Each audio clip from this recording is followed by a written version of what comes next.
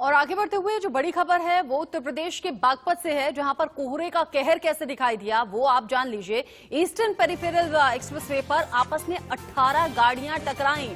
कोहरे की वजह से जब विजिबिलिटी जीरो हो गई, ऐसे में गाड़ियां एक दूसरे को देख नहीं पाई और आपस में एक के बाद एक 18 गाड़ियां टकराती चली गईं। 12 से ज्यादा लोग जख्मी हुए हैं इस दुर्घटना में। सूचना मिलते ही हालांकि पुलिस मौके पर पहुंची, रेस्क्यू शुरू किया गया, घायलों को अस्पताल पहुंचाया गया।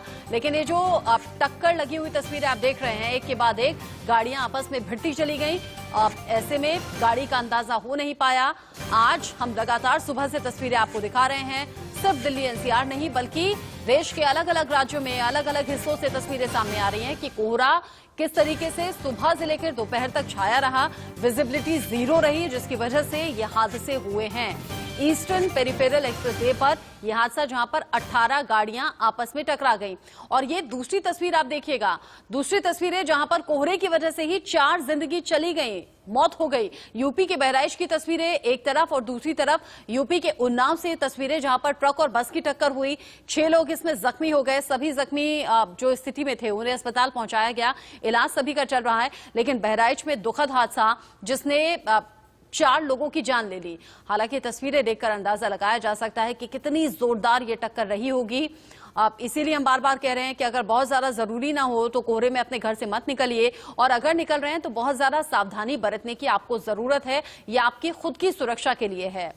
जगह जगह से हादसों की खबरें सामने आ रही हैं, वो भी दर्दनाक हादसे जहां 4 लोगों की जिंदगी चली गई, 6 लोग जख्मी हो गए। और जैसे कि हमने दिखाया, बागपत में 18 गाड़ियां आपस में टकरा गई। ये दिल्ली से तस्वीरें हैं, दिल्ली के राजघाट पर किस तरह की तस्वीरें सामने आई वो आप देखकर अंदाजा लगा सकते हैं। अगर आप बहुत गौर से देखेंगे तो समझ में आएगा कि गाड़ियां इस कोहरे के बीच से होकर गुजर रही हैं और कैसे पार्किंग लाइट यानी कि डिपर ऑन करके गाड़ियों को गुजरना पड़ा, ताकि पीछे आने वाली गाड़ी ये जान सके कि गाड़ी यहां से गुजर रही है। अब आगे बढ़ते हुए दिल्ली के आईटीओ की तस्वीरें भी आप देख लीजिए।